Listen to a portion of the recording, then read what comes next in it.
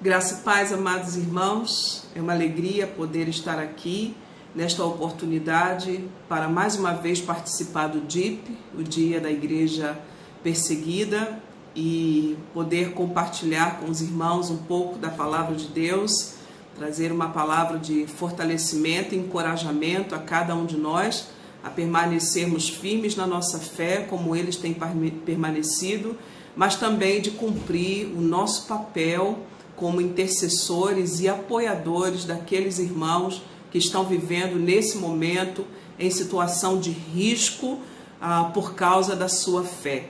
E eu quero nessa oportunidade então ler a palavra do Senhor com você, que se encontra na segunda carta de Paulo aos Coríntios, no capítulo de número 1, a partir do versículo número 3. E diz assim a palavra do Senhor, vou estar lendo para você. Bendito seja o Deus e Pai de nosso Senhor Jesus Cristo, o Pai de misericórdias e o Deus de toda consolação. É Ele quem nos conforta em toda a nossa tribulação, para podermos consolar os que estiverem em qualquer angústia, com a consolação com que nós mesmos somos contemplados por Deus. Porque assim como os sofrimentos de Cristo se manifestam em grande medida a nosso favor, assim também a nossa consolação transborda por meio de Cristo. Mas se somos atribulados, é para o vosso conforto e salvação. Se somos confortados, é também para o vosso conforto, o qual se torna eficaz, suportando vós com paciência os mesmos sofrimentos que nós também padecemos. A nossa esperança a respeito de vós está firme, sabendo que, como sois participantes dos sofrimentos, assim o sereis da consolação. Porque não queremos, irmãos, que ignoreis a natureza da tribulação que nos sobreveio na Ásia, porquanto foi acima das nossas forças, a ponto de desesperarmos até da própria vida. Contudo, já em nós mesmos tivemos a sentença de morte, para que não confiemos em nós, e sim no Deus que ressuscita os mortos, o qual nos livrou e livrará de tão grande morte, em quem temos esperado que ainda continuará a livrar-nos, ajudando-nos também vós com as vossas orações a nosso favor, para que por muitos sejam dadas graças a nosso respeito, pelo benefício que nos foi concedido por meio de muitos. Vamos orar? Pai Todo-Poderoso, queremos louvar o Teu nome neste dia. Queremos agradecer ao Senhor pelo Teu cuidado, misericórdia, e nós queremos, Senhor, pedir que o Senhor abençoe a leitura da Sua palavra, a Sua palavra que é viva, que é poderosa, que é eficaz, e que essa palavra traga ao nosso coração consolo, ânimo, ó Deus, e encorajamento para continuarmos servindo ao Senhor e também apoiando aqueles que estão sendo perseguidos por sua fé ao redor do mundo. Oramos em nome de Jesus. Amém? Todas as vezes que nós ouvimos os relatos que nos são trazidos a respeito dos nossos irmãos da igreja perseguida ao redor do mundo, os seus relatos de perdas, de mortes, de prisões, nós sempre vem à nossa mente uma pergunta: por que eles não desistem? E essa pergunta nós queremos refletir sobre ela nesse tempo em que nós vamos estar aqui pensando ao redor da palavra de Deus. Queridos, é importante que nós lembremos da igreja do primeiro século. Em Atos capítulo 2, logo após o Pentecostes, a palavra de Deus nos relata que houve um grande mover do Espírito Santo e Pedro, cheio do Espírito Santo, prega a palavra do Senhor, e naquele dia é agregada à igreja de Cristo cerca de 3.000 pessoas. Em Atos capítulo 3, nós vamos ver Pedro e João subindo para o templo e eles se deparam ali com o coxo que todos os dias era colocado à porta do templo para pedir esmolas. E eles então, cheios do Espírito Santo, dizem àquele coxo: eu não tenho prata, não tenho ouro, mas o que tenho te dou, em nome de Jesus Cristo, levanta e anda. E aquele homem, sobrenaturalmente, ele é curado pelo poder de Deus. E a multidão se ajunta ao redor deles e Pedro, mais uma vez, prega o evangelho do Senhor Jesus Cristo. E nessa ocasião, ambos são presos, Pedro e João. Depois, quando nós vamos ver Atos capítulo 6, nós vamos ver Estevão, e nos diz a palavra de Deus que Estevão, cheio de graça e poder, fazia prodígios e grandes sinais. Estevão também é preso e violentamente morto. Atos capítulo 8, a palavra de Deus vai no versículo 1, a palavra de Deus vai nos dizer assim: naquele dia levantou-se grande perseguição contra a igreja em Jerusalém, e todos, exceto os apóstolos, foram dispersos pelas regiões da Judéia e da Samaria. É importante notar um fator aqui, é que em Atos, no capítulo 4, versículo 4, a Bíblia vai nos relatar que já se somavam um número de 5.000 convertidos. E nesse mesmo capítulo 8, no versículo 3, vai dizer assim: Saulo assolava a igreja, entrando pelas casas, arrastando homens e mulheres, os encerrava no cárcere.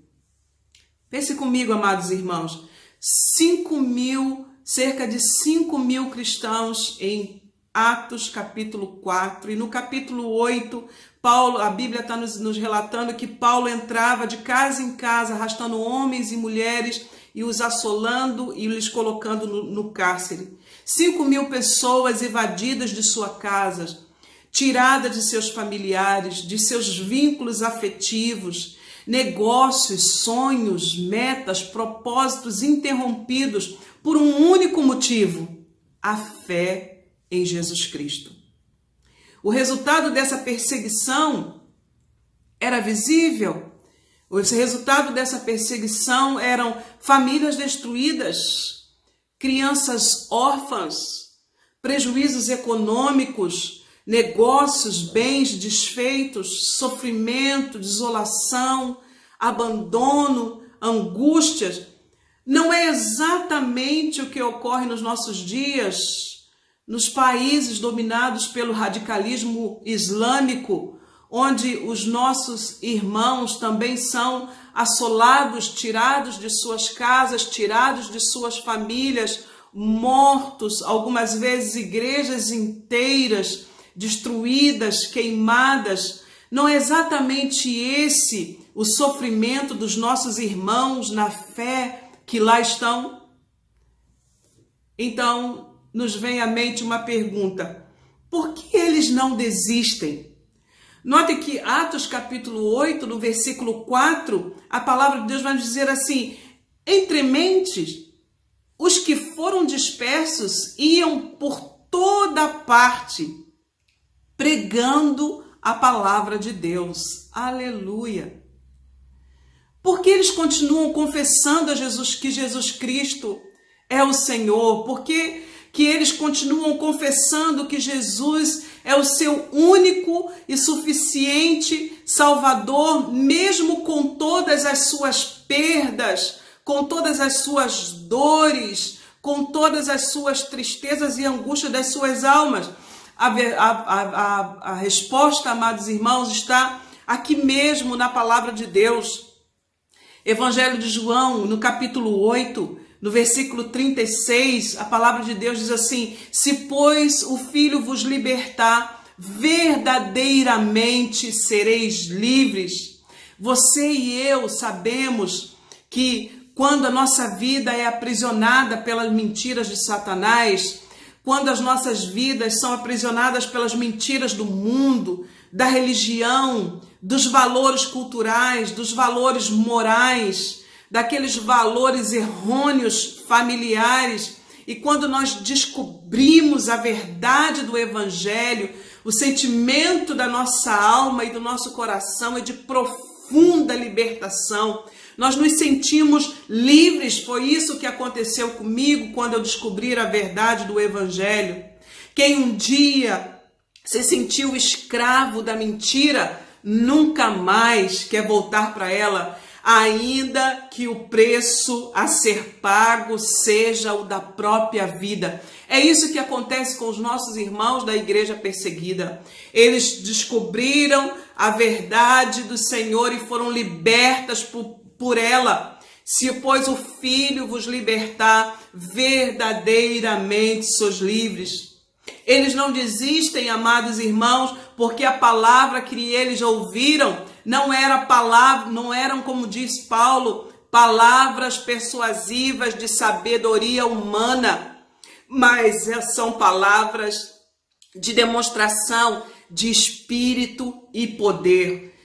Primeira carta de Paulo aos Coríntios, capítulo 2, versículos 4. Assim nos diz a palavra do Senhor. Ou seja, não eram argumentos, o que eles ouviram não eram argumentos racionais, não era uma oratória perfeita, não é uma palavra pregada na base das pressões psicológicas, mas são palavras de vida eterna. E quem uma vez experimenta as palavras de vida eterna, nunca mais quer ouvir ou fazer parte de outra palavra.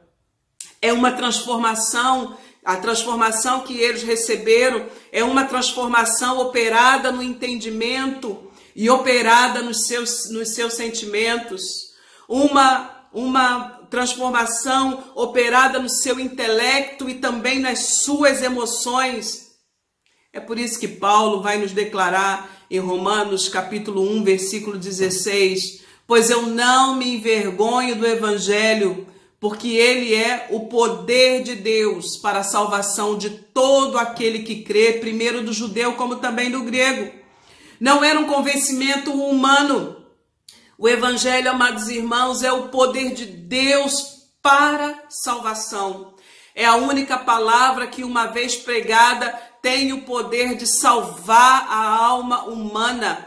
E todos aqueles que estão embaixo desse poder salvador não volta atrás. E é por isso que os nossos irmãos amados da igreja perseguida enfrentam todas as dificuldades, as perseguições políticas, enfrentam as perseguições de morte por amor ao Evangelho, porque a palavra que eles receberam é o poder de Deus para a salvação de todo aquele que crê.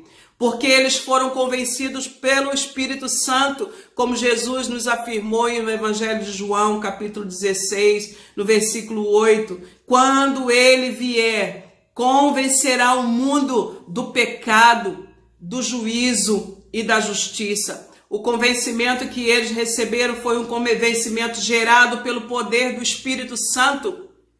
Não temos como explicar essa perseverança desses irmãos, a não ser associar essa perseverança ao poder salvador da palavra que entrou nos seus corações e entrou em suas mentes. Eu me lembro, queridos irmãos, quando nós servimos ao Senhor em Uganda. Uganda é um país ao leste da África que faz a fronteira com o Sudão do Sul. E nós, então, ali percebemos que havia um grande número de refugiados sudaneses. Para vocês terem uma ideia, em 2017, a ONU contabilizou mais de 900 mil sudaneses refugiados em solo ugandês. E nós, na comunidade que nós morávamos, nós éramos cercados por sudaneses. E ali a gente orando, e tivemos uma direção especial de Deus para começarmos um trabalho com sudaneses. E nós fomos até uma escola que tinha muitos refugiados sudaneses e pedimos ao diretor da escola se ele poderia nos ceder uma sala de aula todos os domingos pela manhã, onde nós pudéssemos fazer um trabalho de evangelização com eles. E aquele senhor, diretor, ele disse: vocês estão loucos, vocês não sabem que todos esses sudaneses são muçulmanos, eles odeiam os cristãos, eles não ouvem nada que os cristãos dizem. E nós dissemos: ainda assim, temos uma direção de Deus e vamos começar a fazer o trabalho. A maioria dos sudaneses falavam apenas árabe e dinka, mas como estavam em Uganda, tinham já tido uma grande influência do inglês, então entendiam e se comunicavam bem no inglês. Então vimos que aquela era uma porta para nós, para a evangelização através do inglês. Então começamos no primeiro fazer um trabalho de aproximação com eles. No primeiro encontro que nós tivemos, nós tínhamos ali 32 jovens sudaneses, todos de famílias muçulmanas, para ouvir a palavra de Deus. No início, nós percebíamos uma certa apatia neles, de desinteresse de ouvir aquilo que estava sendo dito, no momento dos cânticos, mas quando a palavra do Senhor começou a ser ministrada, queridos irmãos, a postura do corpo deles foi sendo transformada, a face deles foi sendo transformada, e ao fazer o apelo para a salvação, 16 daqueles jovens receberam a Jesus como Senhor e Salvador, porque a palavra do Senhor é poder de Deus para a salvação de todos aqueles que creem. Louvado seja Deus. Me lembro ainda de uma das jovens que se converteu e que teve um problema de saúde, que nós a assistimos, e ela enviou cartas até o Sudão para sua mãe, falando: mãe, aqui tem cristãos que são pessoas de Deus, porque eles me socorreram. E a mãe, então, vinda de lá, ela nos disse: por favor, falem do Evangelho de Jesus Cristo para minha mãe. E nós dissemos para ela: você sabe da responsabilidade que você está assumindo ao pregar o Evangelho para sua mãe? A sua mãe só fala árabe, quem é que vai nos traduzir? E ela disse: eu mesma vou traduzir o Evangelho para minha mãe. Irmãos, foi uma experiência espetacular de podermos ali anunciar o Evangelho para aquela família completamente muçulmana e ter aquela jovem com aquela coragem, autoridade, unção do Espírito Santo de ouvir a palavra de Deus no inglês e ainda traduzir para o árabe para sua própria mãe. O evangelho que essas pessoas ouvem, queridos, é o evangelho que é o poder de Deus para a transformação do homem. E por isso eles não temem a morte, não temem a perseguição política, mas porque foram alcançadas pelo poder desse evangelho. Louvado seja Deus. Então, quando nós chegamos em segunda carta de Paulo aos Coríntios, Paulo está escrevendo essa mensagem. Lembram que Paulo era o homem que foi o perseguidor da igreja, é o mesmo que arrastava as pessoas de suas casas e as colocava no cárcere. Foi o mesmo que consentiu na morte de Estevão, quando Estevão estava sendo apedrejado. Mas esse homem teve um encontro com o poder de Deus. Ele se encontra com o próprio Cristo no caminho de Damasco. E ele não só teve um encontro com ele, mas como ele ouviu a voz do chamado de Jesus Cristo. E esse homem transformado de perseguidor a perseguido agora está pregando esse evangelho que ele diz: eu não me envergonho do evangelho, porque ele é o poder de Deus para a salvação de todos aqueles que creem. E no versículo 3 de 2 Coríntios, capítulo 1, Paulo está dizendo: bendito seja o Deus e Pai de nosso Senhor Jesus Cristo. Quer dizer, na experiência de Paulo, Deus não é mais um Deus desconhecido, mas Deus é revelado como Pai. É esse o sentimento dos nossos irmãos da igreja perseguida. Eles agora, Deus já não é mais um Deus distante e amaldiçoador, um Deus que vai exigir deles as leis, mas agora Deus é o seu Pai. E por eles experimentarem essa revelação de Deus como Pai, eles, amados irmãos, não são capazes de retornar. Me permitam só compartilhar uma experiência minha pessoal. Quando me converti na minha família era uma família toda envolvida com o espiritismo, com a macumbaria. e eu fui a segunda da minha família a receber a Jesus como Senhor e Salvador. O meu irmão morava no estado do Espírito Santo e por isso ele não estava mais no contexto da casa. A única pessoa dentro de casa cristã era eu.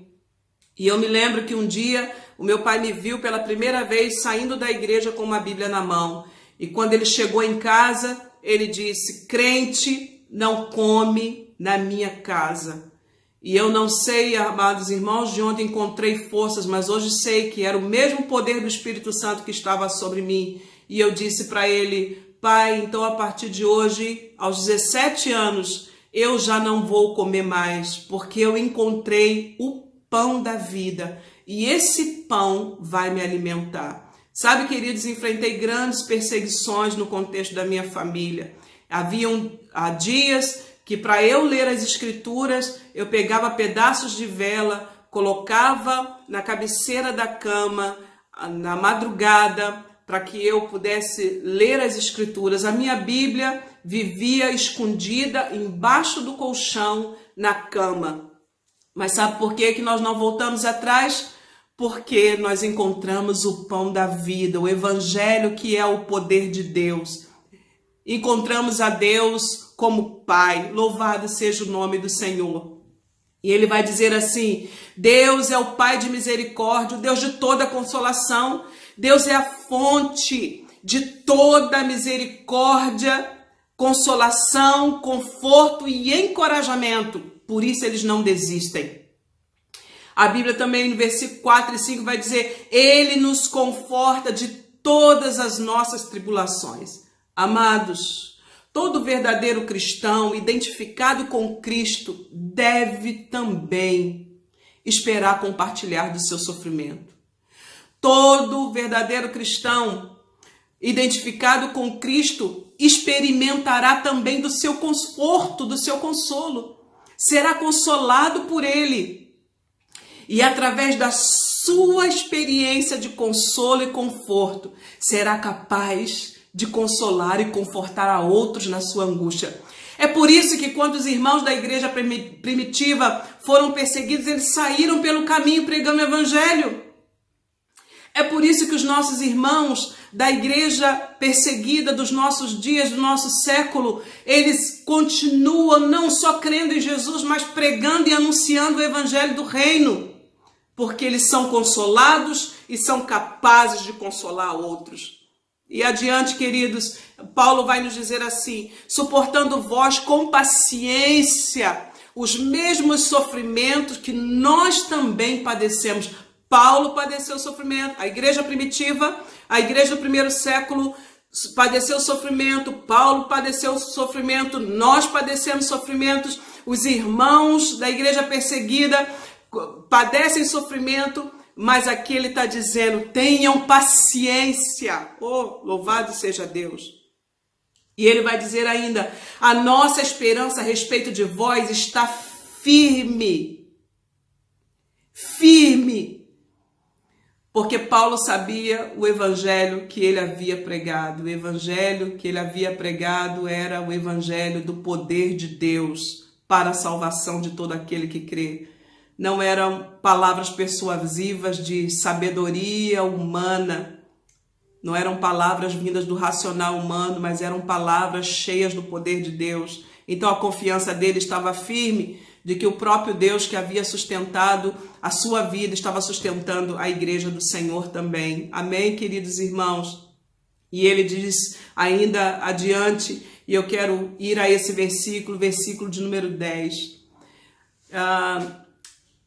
E falar do triunfo que Paulo termina a sua mensagem nesses versículos. Ele diz: o qual nos livrou e nos livrará de tão grande morte, em quem temos esperado, que ainda continuará a livrar-nos. Bendito seja o Cordeiro de Deus. Ele não só nos livrou de tão grande morte, como ele continuará nos livrando. Sabe, queridos, o próprio Jesus disse: não temam aqueles que podem matar o corpo. Temam antes a Deus, aquele que pode lançar tanto o corpo quanto a alma no inferno. Então ele diz, não tenham medo. O Senhor já nos livrou de tão grande morte e Ele continuará nos livrando. Amém, amados irmãos? E Paulo termina o seu texto fazendo um grande apelo. Ele diz assim no seu apelo, ajudando-nos vós também, com as vossas orações a nosso favor. Amados irmãos, o apelo de Paulo é o apelo dos nossos irmãos ex-muçulmanos que estão em países fechados, onde não têm liberdade nem para exercer a sua fé e nem para pregar o evangelho. Esse é o apelo de Paulo, eu quero que seja o apelo dos nossos, ouça o apelo dos nossos irmãos através do texto de Paulo, ajudando-nos também vós com as vossas orações a nosso favor, para que por muitos sejam dadas graças a nosso respeito.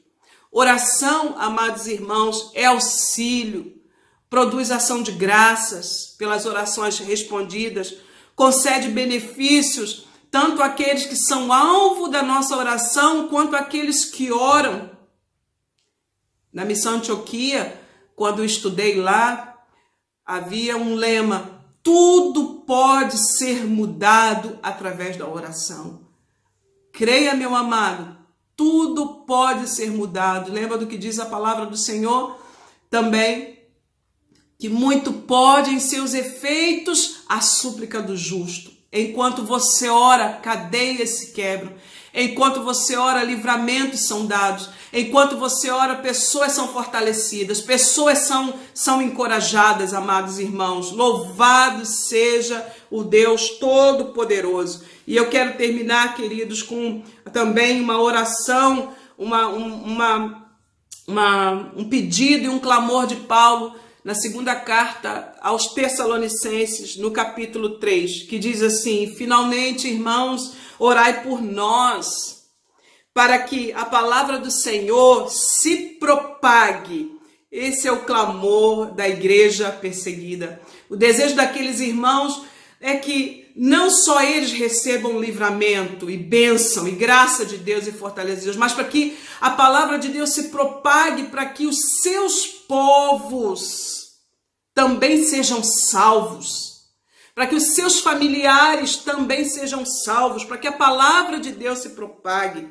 Finalmente, irmãos, orai por nós, para que a palavra do Senhor se propague e seja glorificada, como também está acontecendo entre vós, igreja brasileira, igreja congregacional de Paracambi, assim como a palavra de Deus está sendo propagada no meio de vós. Ore para que ela seja propagada aqui também e para que sejamos livres dos homens perversos, para que os nossos irmãos sejam livres dos homens perversos, para que os governos desses países deem a eles paz para cultuar e exercer a sua fé, para que os governos desses países deem a eles oportunidade e tranquilidade para viverem a sua vida e expressarem a sua fé, para que sejamos livres dos homens perversos, irmãos, porque a fé não é de todos.